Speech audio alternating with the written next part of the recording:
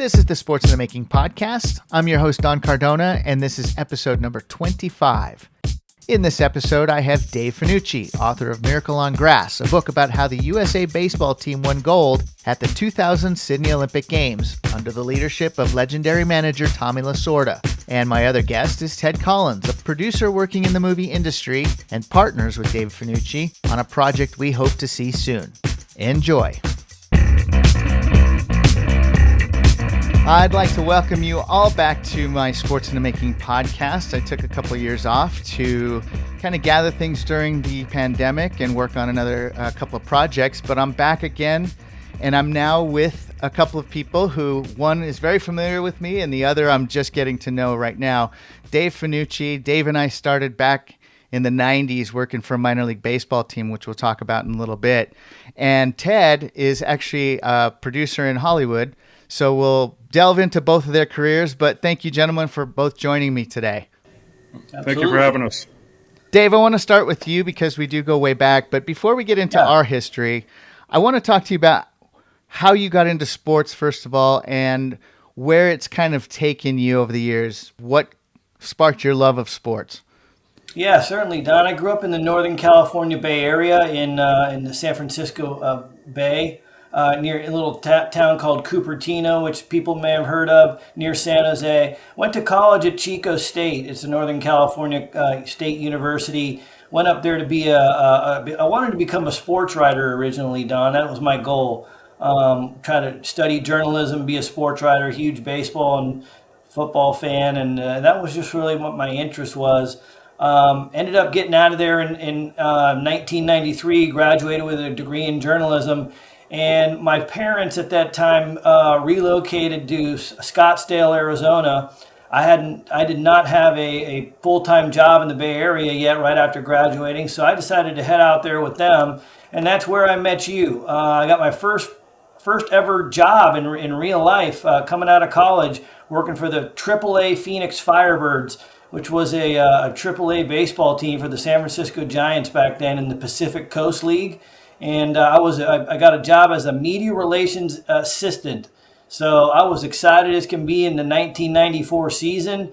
That got my start in sports in my career. It was a little different, right? Because I was actually intending to be a reporter, but in that job I was actually serving the media. I was helping the media in the press box with and doing media relations and PR work for a AAA baseball team, kind of like keeping statistics and the score of the game and calling the media that night in the television stations in Phoenix with the final score and things like that. So that's kind of how I got started in the business. And of course, where I met you, right? Where in 1994, you and I worked together for that team. Right. And then Ted, being out in Hollywood, you've worked on a lot of different projects, and this is tying into how all three of us are together here. We'll talk about that in a little bit, but what is your history? How did you get into this industry as well? I was a journalism major at the Walter Cronkite School of Journalism at ASU, and I'm originally from Cape Cod, Massachusetts. Oh yeah, there we go. I'm a Sun Devil too. Yeah, awesome.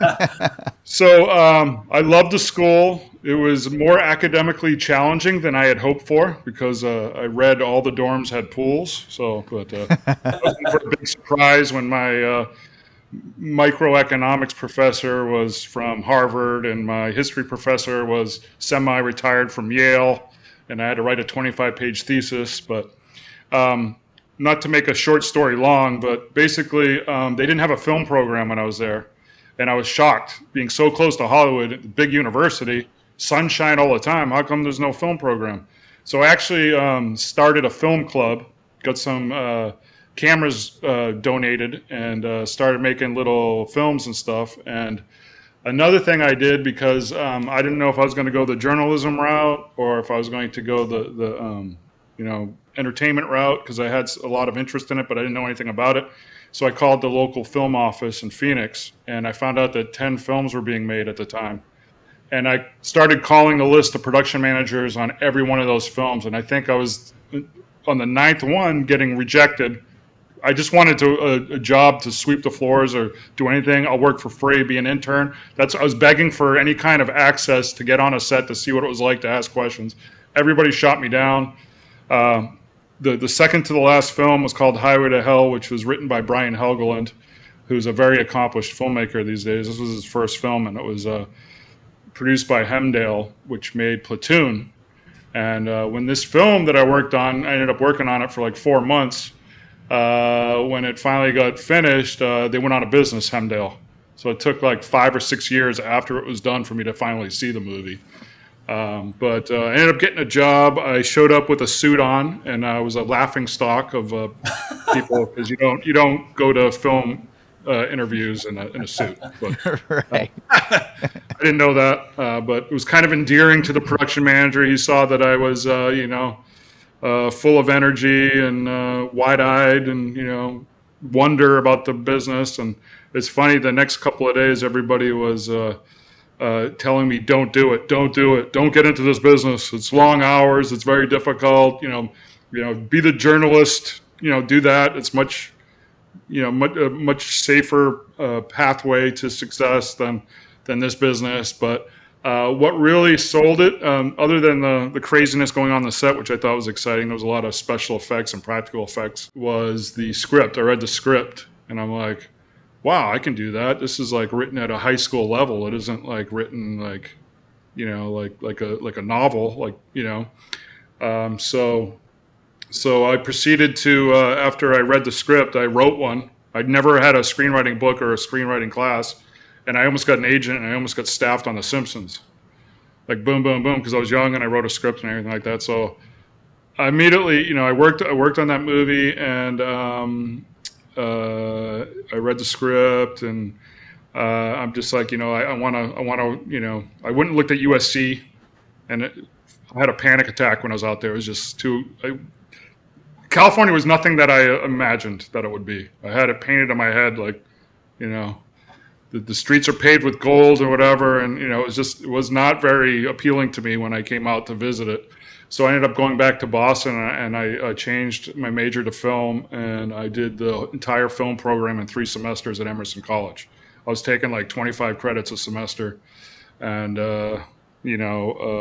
graduated with honors, won the screenwriting competition 2 years in a row.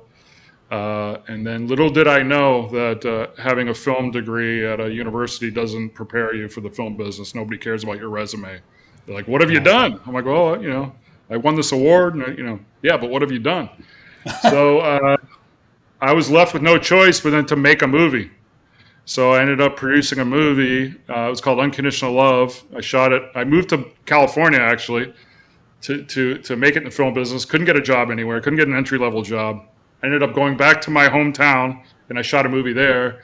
And then the first film festival we got into was Steven Spielberg's film festival. The Hamptons Film Festival was the second year of the festival, and we won the top prize at the festival. And then I got a $300,000 production. It was like a production grant for another movie, production services and stuff like that. And I used that on my next movie. But that's how I caught the bug, man, and that was it. And one thing I got to tell you about the entertainment business: if you don't have it, where you can't survive without doing it, without being in it, then it's not for you. Like I see actors all the time, like, I kind of want to be an actor. I'm like, forget it. You got to live and breathe it to want to do it, because there's a lot of rejection, and the rejection just inspires me to work harder. It never makes me, of course I get disappointed like anybody else, but it just inspires me, like their loss, and it builds the fire, and it inspires me to work harder and find a deal. And I always end up finding the deal.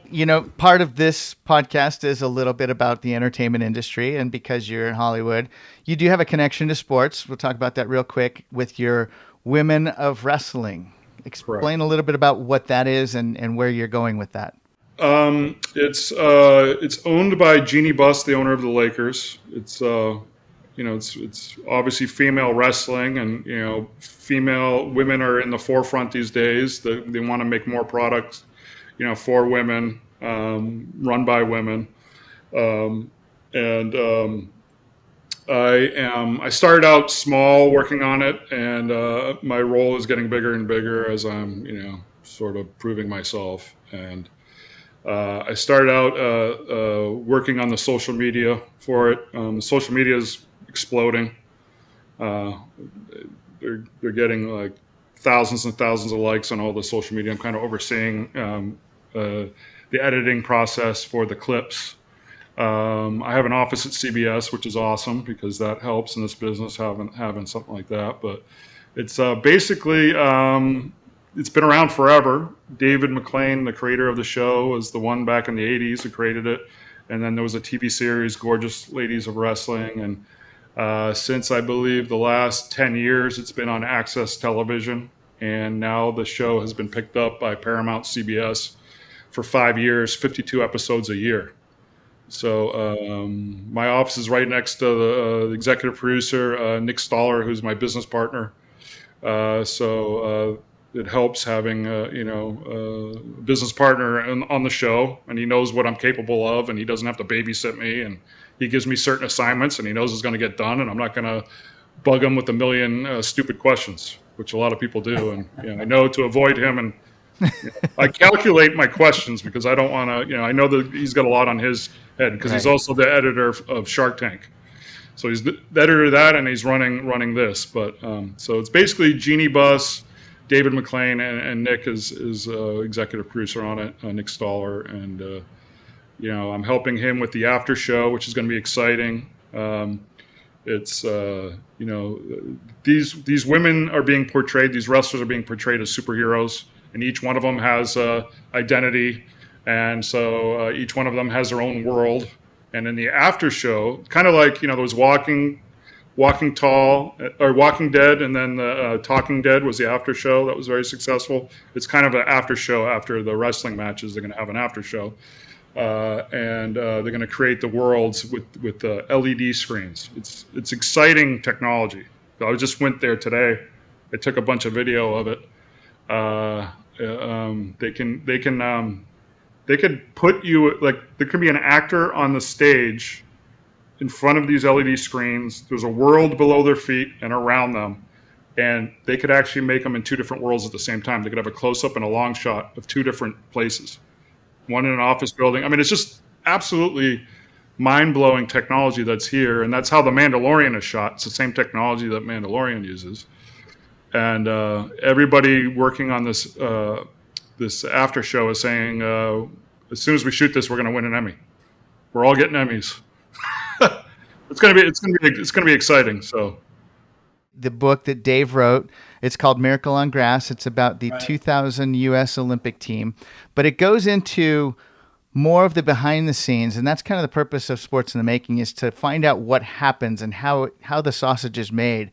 So Dave, talk a little bit about how you got started with that, the USA baseball team, and the progression in that. I know we're going to read a lot of it in the book, which was actually published in 2012, but we're going to go from there and talk about what's happening with it since. Sure.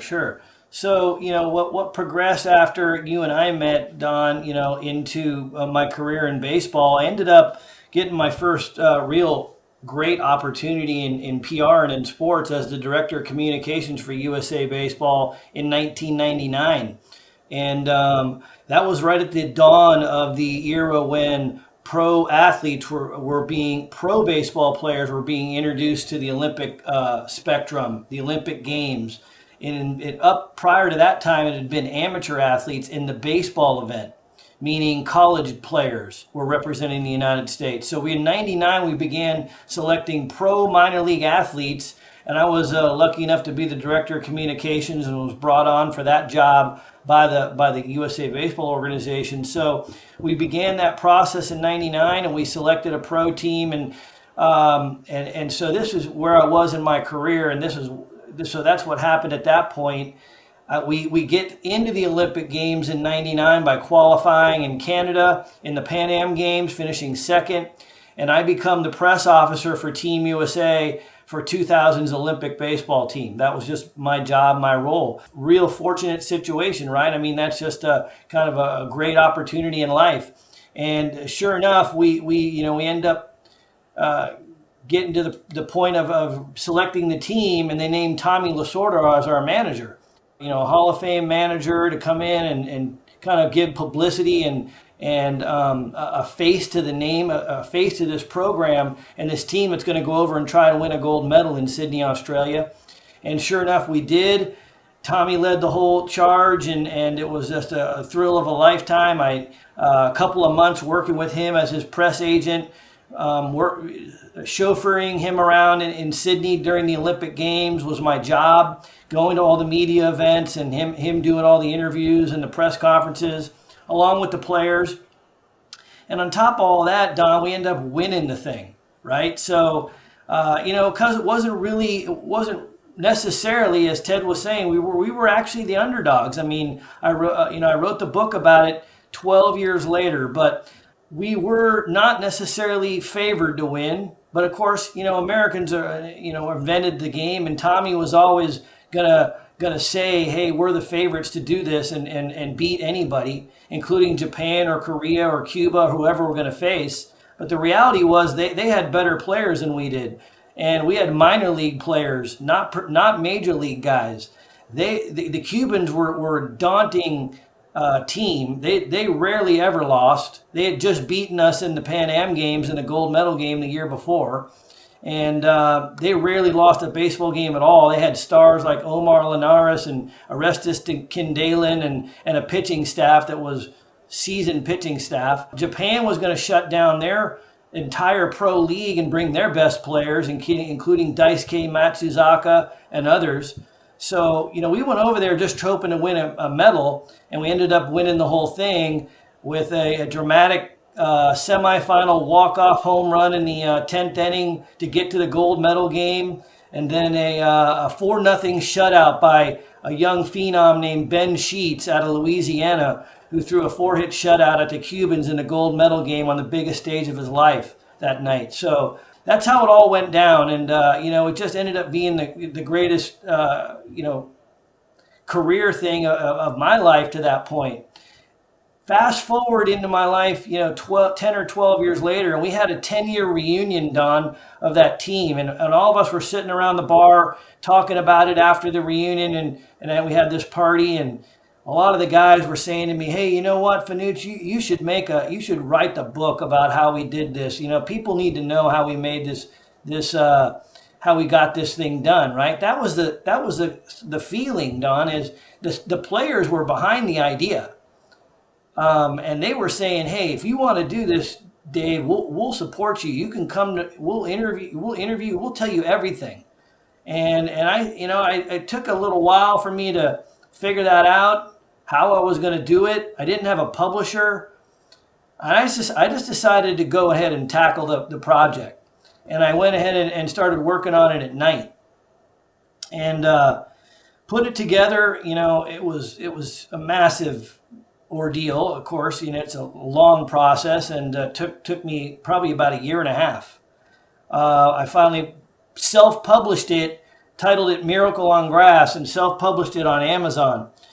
So, that was a thrill that I was able to do that and get it published. And I felt like I captured what your show is about, Don, is how did it happen, right? Everybody knew that the United States won that gold medal, or you could just easily look it up and it just says, the United States wins the gold medal. But how did we win it? We qualified to get in there. How do we choose these players? Who were the people involved? Who chose the players? How did those decisions get made? That's what the book is about. And so for numerous years after that, I was sort of thinking, you know what? The book was great, but I'd love to get this pitch to a movie producer that believes in the story like I do, right? You've seen Miracle on Ice on TV done by Disney in the movies. You've seen a lot of underdog stories in sports. Why can't the United States baseball team be a great movie for the American public to watch? They didn't get to see those games a lot, Don. It happened in the middle of the night. It was here in America because we were over in Australia.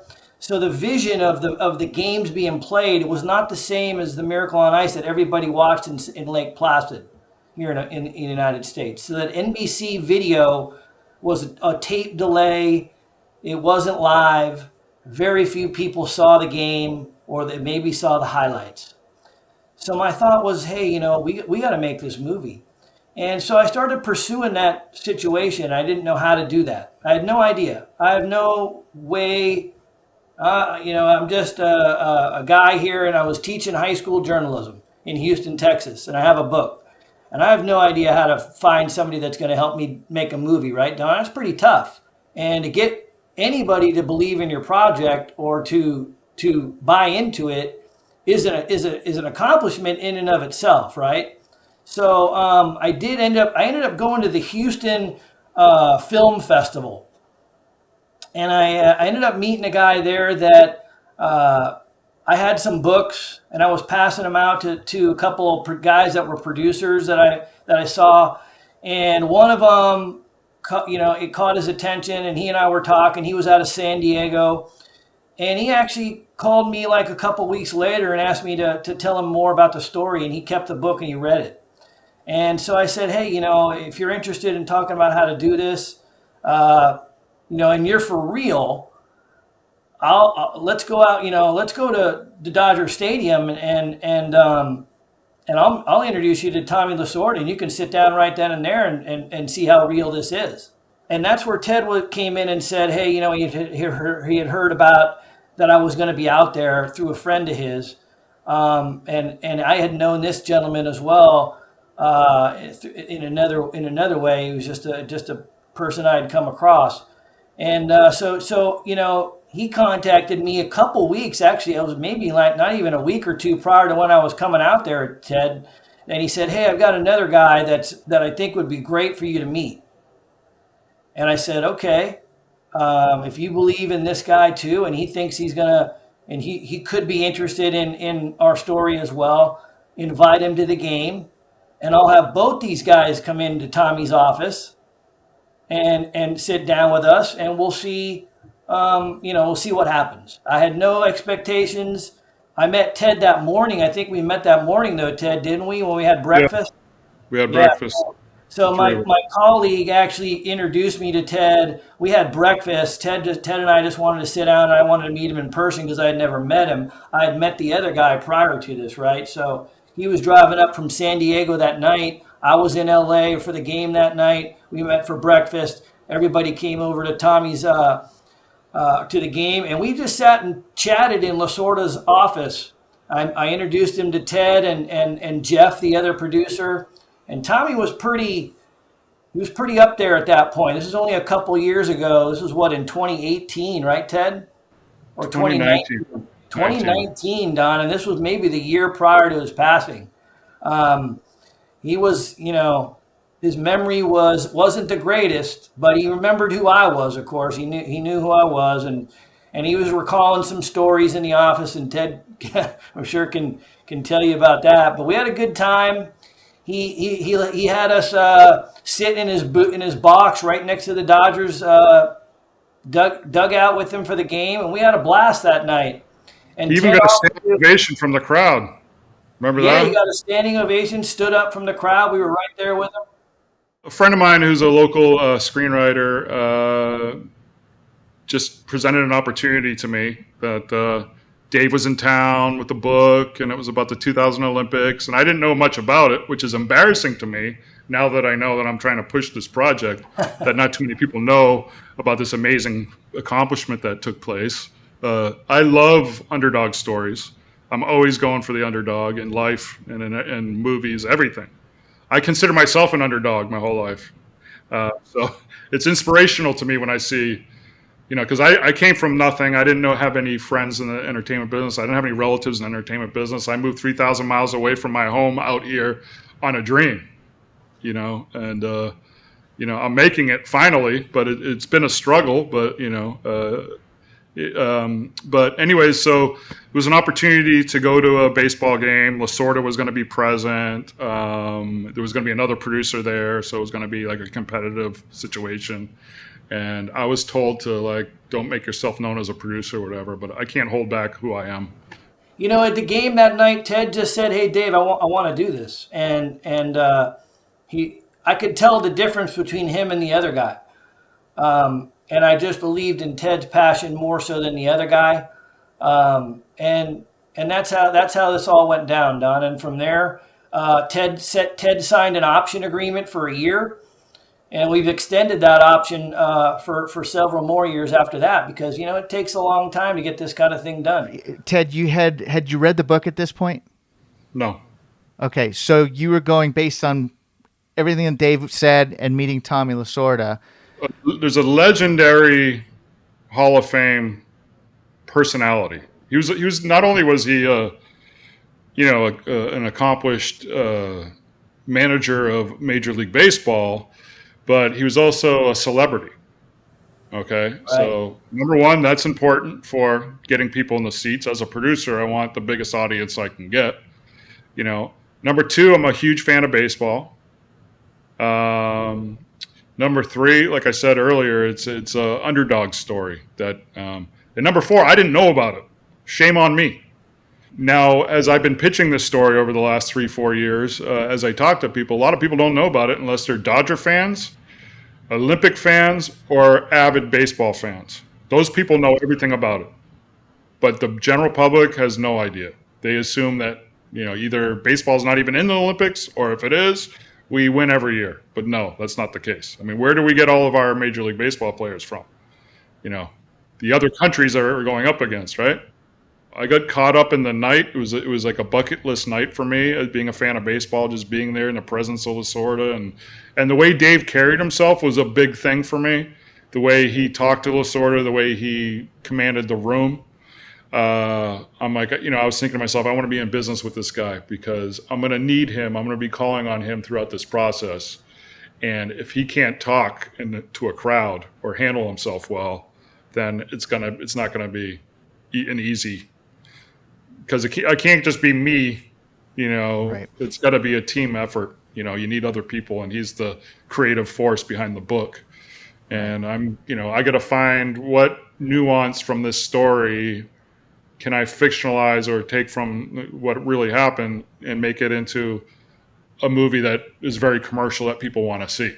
Right. And that was going to be my next question is, if for people who don't know what an option is on a book, if you could explain that real quick. And then how do you go about taking a book that Dave has written where there's a lot of factual information and the progression from the start of this whole Olympic team to the end? How do you extrapolate a story within that? In order to take his intellectual property out into the business, Hollywood business, you have to have rights to it. You can't just do it. You can't just get permission because they're not protected, you're not protected, and it's not the right way to do business. So I had to lock in the book, so I had rights to pitch it around town and stuff like that. And then I knew that people aren't just going to go, okay, let's make a movie because, there's a book. I mean, that can happen if it's, depends on the story. If it's a big enough international story and the book's big enough or whatever, that it could happen that way. But most of the time it doesn't. You need a well-crafted story, a script, so people can get an idea of what the story is. So that's what an option is. So I got the option for I believe 9 months with an extension for another 9 months. We did that, and Dave and I work together well. He knows I'm pushing it. I'm working. I'm passionate. I haven't lost my passion for this project. In fact, I have a bunch of other movies that I put to the side. I turned down a writing assignment because I'm still working on this thing. I got to finish this first. Yes, I'm doing the Women of Wrestling thing, but as far as my business, Gritty Film Productions, and this is my top priority. I got to see this through. I can't, focus on other things. So then the next thing was, I'm like, after I read the book, I'm like, well, there's so many different characters. It's a team effort. It was a team, everything was team for this. It's not one person gets all the credit. It's not a Tommy Lasorda biopic, which Hollywood probably would want to see, but that's not the movie I want to make. That's not the movie Dave wants to make. That's not the movie the rest of the players want to make. They want to, everybody gets a little piece of this. So I'm like, who's my main character? And I'm thinking, well, One of my favorite movies is Almost Famous. Remember how, the kid toured with the band and he was the young kid and he kind of like was a journalist and blah, blah, blah. I'm like, I kind of see that movie. That's a very successful movie that I love. I'm going to make Dave the main character and we're going to see this experience through his eyes. Because I know Dave very well, aside from the book. I know what makes him tick. I know I can create stuff that isn't in the book that he would probably say or do based on his character and stuff like that. So that was my decision. Well, and it's funny you say that because as I was reading the book, I was looking at it through Dave's lens as well. So it's interesting that you're taking that route. Yeah, I think that's the best route. And for me, creatively, I think that's the best route to take it, to make it work as a good movie. I want to make a good movie. I want to make a movie like Rudy, I want to make a good inspirational sports, movie. Or Coda. I watched Coda and I love that movie. I mean, that's a great movie. It's a character piece, family piece, but great films inspire me. But this is all the makings of that. I've been working on the script off and on for several years now, and my biggest struggle with the script is finding enough obstacles because it happens fast. There are obstacles, but at the actual thing, there aren't a lot of obstacles. So I have to I could sit for 2 days and not write a line of dialogue or anything, thinking about what obstacle can I put in here that makes sense. Because without obstacles, without drama, you don't have a movie. Right. And it kind of happens pretty easy. Boom, boom, boom. Win, win, win, win. So there has to be enough drama in there, and that's the kind of stuff where I'm struggling with the script right now. But I'm going to find the answers, and it'll be there. And what I'm actually working on right now is I'm working on a which I should have done earlier. I did a step outline, but not like as precise as I'm doing right now. Right now, for a production company that's interested, I'm putting all the pieces together. And then Dave could have a look at that too. And then there's areas of the script that he might, hey, Ted, I don't like that, or I like, oh, that's great, but maybe you should do this or do that. But I don't want to show it to him until it's done. So, because if you get involved beforehand, you get too muddy, too close to the material, then it's hard to look at it with a fresh set of eyes. So that's what I'm working on right now. And right. Then, Well, and just getting to know Dave seems to me like the perfect fit. You get to know each other.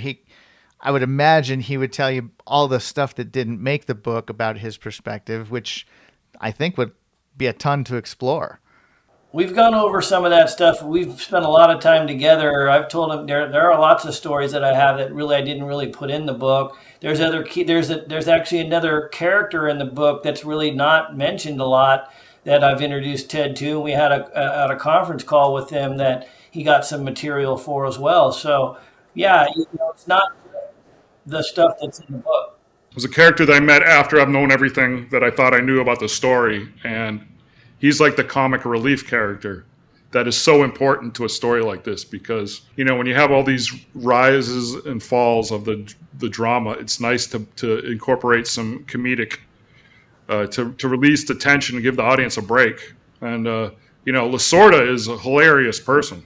I mean, the way he manages too, he does it with comedy a lot of times. Like, some people might not find it funny if it's directed towards you, but if you look at it from an audience member, like the way he handles a situation, it's absolutely hilarious and is brilliant to be able to be funny and get a task done. Well, and growing up a baseball fan, I was a Giants fan like you are, Dave, so it was kind of hard for me to root for the Dodgers. But when I did have the pleasure of meeting him in 2010 down in the Dominican Republic, there's an award named in his honor at the Salón de la Fama, which is the Latino Baseball Hall of Fame. And so I got to meet him and talk to him for about 15 minutes there, and just what an interesting man. I didn't really converse with him, but I just sat and I listened to the stories that he was telling. At that time, he was still getting up there in age and a little bit slower, but what a treat it was for me, being there and hearing and just being close to a Hall of Famer of that caliber. It was great. And so I'm sure, Dave, you have plenty of stories like that. Oh yeah, man. I mean, it just imagine that, Don, and when he, you saw him like sort of command a room or hold court, right? You saw him in that environment where he would just sit and tell stories and talk, and have the center of attention on him. Imagine doing that for like 6 straight weeks every night, every night. Yeah. That was sort of the job. Like I had me and another guy who Ted was talking about, that another character that worked for USA Baseball, had the responsibility to basically move Tommy around where he needed to be and be with him at all times.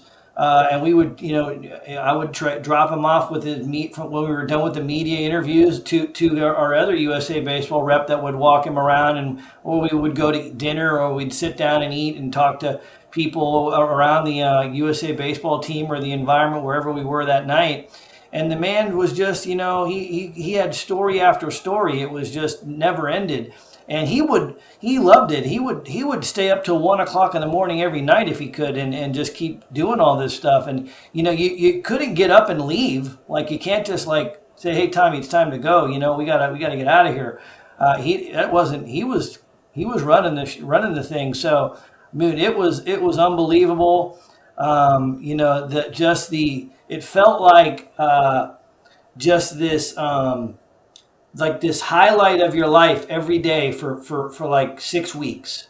You know what I mean? Like you're never going to get anything more exciting than being at the Olympics with a Hall of Fame baseball manager and all the attention on him all the time. I mean, I remember coming home on the plane, Don, after we had won the gold medal, and that's a long flight back from Australia. And I remember saying to myself, I was 29 years old when we won that gold medal, and I was saying to myself, how am I ever going to top this in my career? Like, what am I ever going to do that's going to be more exciting than this, right? And I just said to myself, it's not going to be. There's nothing. I mean, that was it. That's the pinnacle. And back. Go ahead. Well, yeah, right. So Ted found out if we make the movie, Don, then we're going to top it. Right. Right. Well, and back in those days, Dave, we didn't have social media. We didn't have anything that you could really capture who he was back then, unless it was just general media.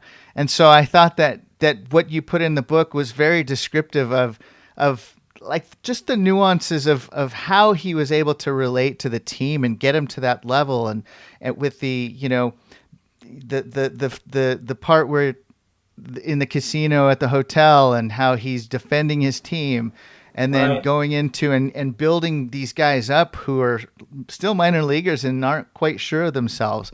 And, and I was fortunate enough when I was in the Dominican that I did grab some of that video. So if you'd like to see it real quick, I'll show you real quick. Yeah, that'd be great. But it was really interesting and he's talking to Bernie Williams, the Yankees great, down there. And he's basically showing him or telling him how important he is. And so take a look. Well, you can play that instrument, that's for sure. And listen, you've had a great career. How's your word? You've had a great career. You never got your name in the papers for doing anything wrong. That's why you got same thing with this guy. We got guys around in our game that it used to be a thrill and an honor and a privilege to play. They say, well, it looks like Koufax. I said, hey, don't ever report this guy. So some of it gets cut off because the microphone wasn't that great. It was old technology, but just seeing him talking to people was just, it's very few people have that charisma, I'd say. Yeah, I get chills hearing his voice. Yeah, that's amazing, man. Don, I mean, you know what the one thing I always think about that time, we were at the dawn of the internet era. It was very slow dial-up internet, so the games could be seen online, but we didn't have the cell phones yet. We did, but they didn't have the phone capability. I had a remote flip phone that I could use to call people, but no pictures or anything. So the actual photos the only photos I got of this interaction on this trip were with an actual film camera that I carried around in my possession. And I couldn't take pictures like that with a film camera as often as I could if I was walking around today, right? With Right. my phone. And I would just have tons and tons of pictures of that experience. But just the photos that I was able to capture on my film camera every now and then, like I would see him coming or do something, and I would stop and I would just remind myself, hey, I got to get an actual, like, one picture, and I'd have to hand the camera to somebody else and get a photo of some of stuff that was going on, right? Yeah, we're talking about things like that with a film camera that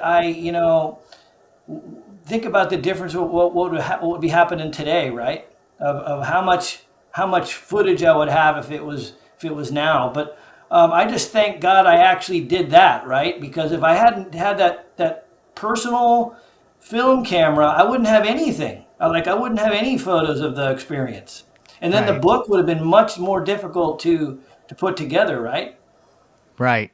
Well, and I was lucky in getting that footage because I just happened to be shooting something else, and Yeah. they all showed up, and I thought I have to get this. Unfortunately, it's not long enough because Andres Galarraga was there, and so I was trying to get as many people as I could. But it was such an experience for me, and again, that 15-20 minutes that I spent just listening to him was really amazing. So Ted, in terms of the film now, because you have an icon, a legend, a celebrity, any kind of descriptive word you can use for him, how are you going to be able to cast for somebody like that?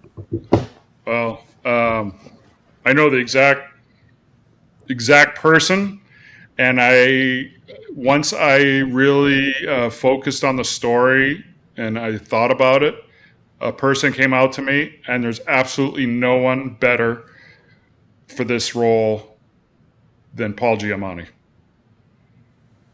And his father was the Bart Giamatti, Yeah, the commissioner of former baseball. commissioner. Yeah, what a great And actor.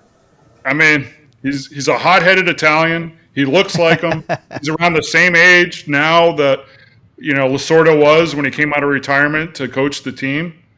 I mean, it's like it fell in my lap. That's the perfect guy. And I'm sure if when we approach him when the script's solid and everything's done and we get the financing, I don't see why we would turn this down because he loves baseball. Yeah. Does he know Yeah. that he's the one? Well, I contacted them early on, and they're just like, well, when it's ready, bring it back to us. But I had to give it a shot because you never know. They could say, Sure. okay, they put him through. I talked to him, boom, boom, boom. Because I have no fear, and Dave will attest to that.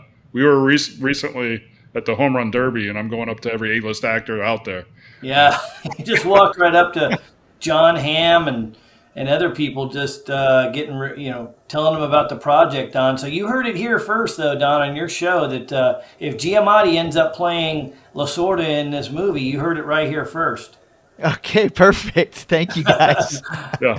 Well, and so okay, so Tommy aside, because God love him, he was the best thing for baseball, especially for the U.S. Olympic team. Especially after reading your book, Dave, I had no idea that all that stuff happened behind the scenes. I understand how media relations works, but from your perspective and how it all came together and the challenges and going against Cuba, who was so good for so many years and still are.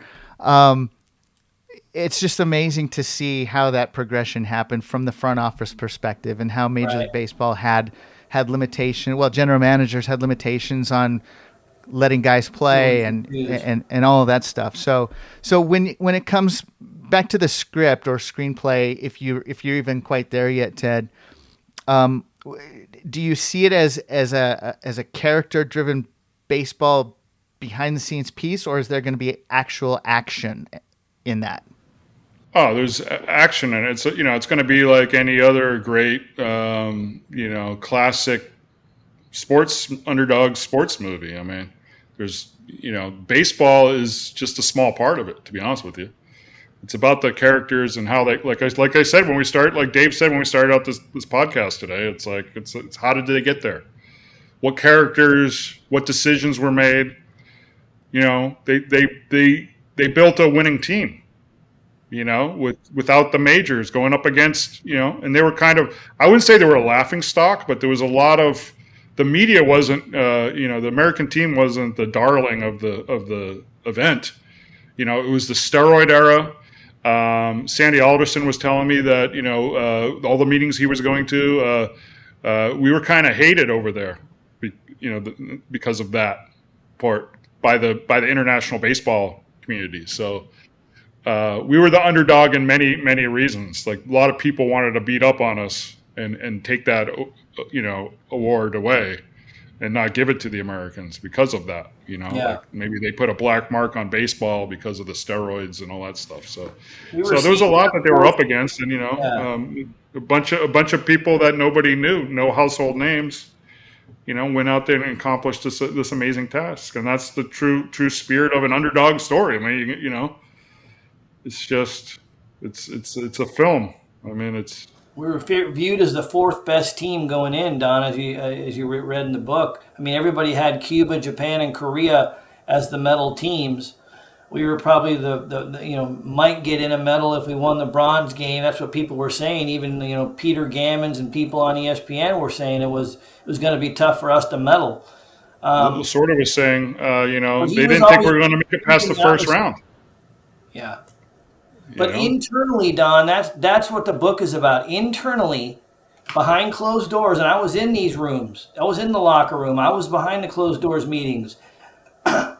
Tommy would say to our players, we're going over to win the gold medal. That was from day one. That was from the first meeting in San Diego. Didn't even know these guys. We all gathered in San Diego to get on the plane and practice for 2 days at Jack Murphy Stadium and then get on the flight. And in the locker room at Jack Murphy Stadium, right after the first practice, he was telling you guys, hey, we're going to go over there and win this thing. It wasn't to, hey, we're going to try and medal. It was, we're going to win the gold. That's what we're going to go over there and do. So internally, that was the mentality. It was not, he wasn't buying into any of what he was hearing or what anybody else was saying. He didn't even know these players, and that's fully explained in the book pretty well. And so, how he got those guys to believe that is what the story we're trying to tell in this movie. How did he get these guys to believe that? Those guys may or may not. Heck, I'm sure there were some guys that were just thrilled to be in the Olympics, right, on the baseball team. I got chosen to go represent Team USA in the Olympics. It'd be great if we got a medal. And he was saying, no, we're not going to go over there and get silver or bronze. We're winning the thing.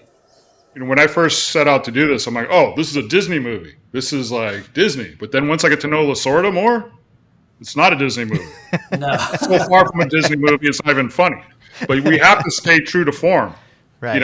He'll be G-rated, Disney-oriented conversation with a little kid, and then he'll walk away and turn and he'll say something that'll be like, whoa, my God. Yeah. But that was it's like, whoa. In one of the scenes in the locker room, somebody has a pitch counter on how many times he says an F-bomb. Right. So but man, that guy is, just in that clip you showed, it's like, he just has a way of saying things that are like so profound. And it's like, your name never was in the paper for anything bad you did. Now that's you can analyze that, what he said there. And he's talking about athletes in general. How many athletes are in the paper for doing something unethical, right? Or doing something wrong or getting the bad press because of whatever. And that's something that he said to him, which is a testament to that he's shooting down the whole everybody, but it's an amazing compliment. But he says it in such simple words that you could dissect that and think about, what is he really saying there? Right. He's saying you're a true athlete, that you didn't do anything bad. That's you made it that far, and it's like the guy had a gift. It's going to be a great movie, Don. I can't wait for you to see it when we get it done, and it's going to be fantastic. So the movie is called TommyBall. I know that you're probably still too early unless you have that title set. Is that what it is? Well, it's set for me. That's what I see, because that's what the media was, because of the fanfare and the celebrity status behind Lasorda, and nobody knew any of the players. They were calling it TommyBall, which was kind of a slap to the face to the team, which inspired them to do their best, because Lasorda is telling them, I'm not traveling 5,000 miles not to effing win this thing, and the media is calling us TommyBall. They're saying we're not going to make it past the first round. He knows how to instill passion in people, and it works.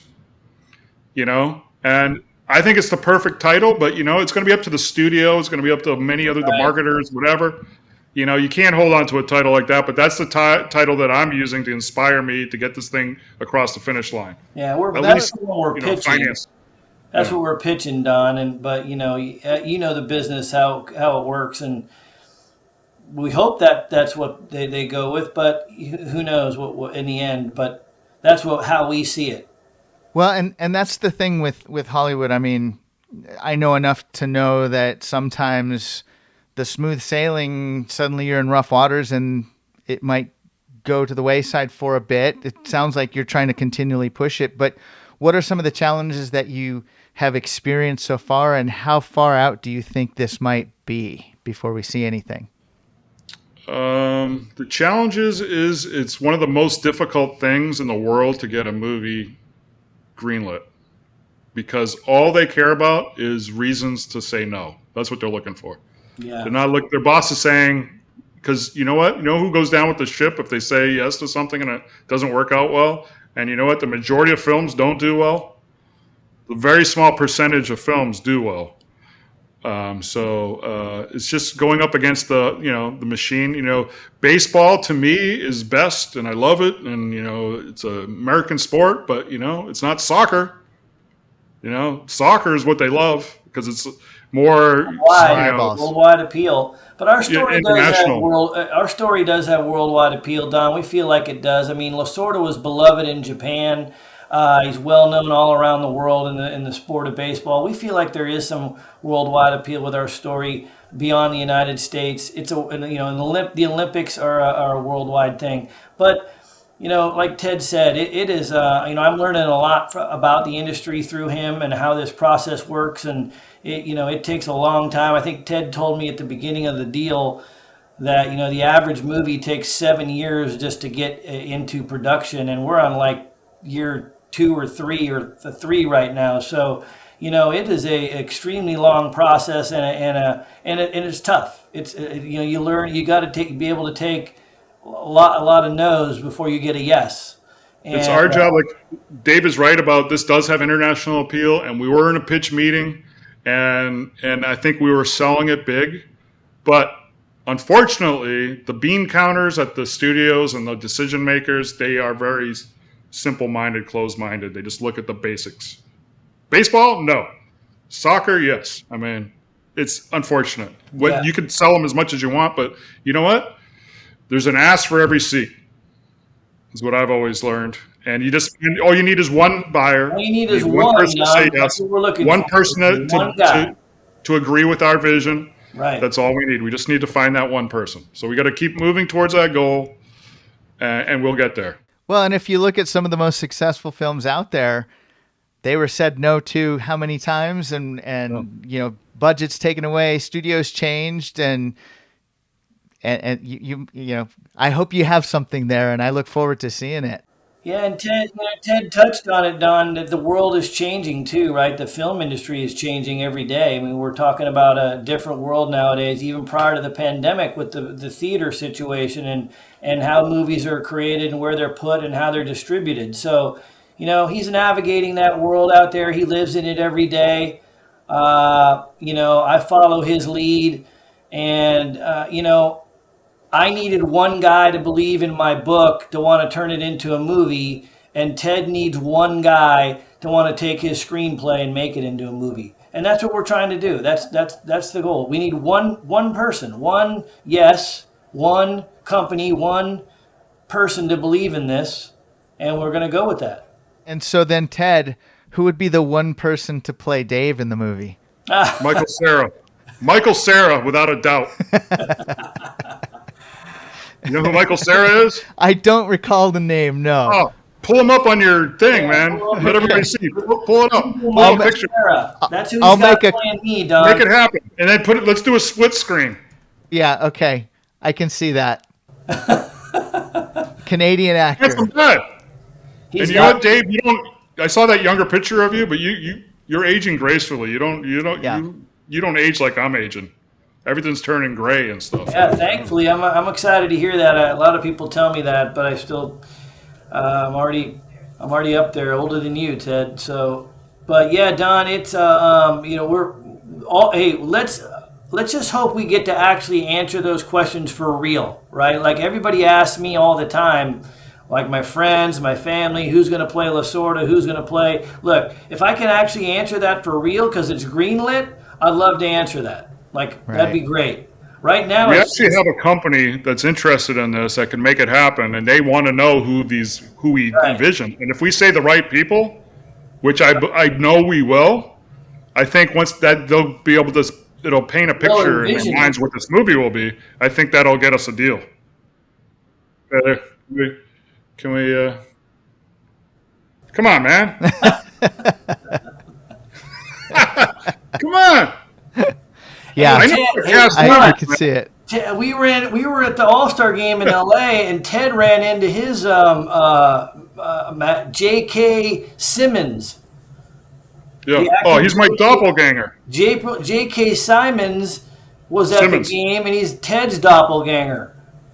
And we ran into him on the field, and Ted was pitching him right there on the field about the movie. He's a huge baseball fan. And he told me, he's like, contact my people. I'm interested. I'm going to contact his people.